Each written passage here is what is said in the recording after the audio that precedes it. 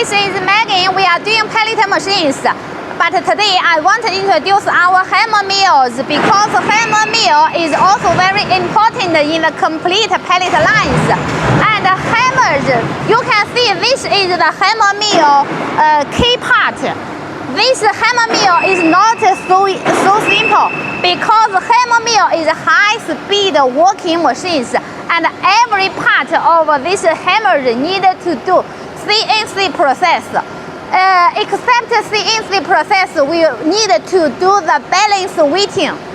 It means when it rotary, the weight will be equally, because if the weight different, it will be bigger vibration.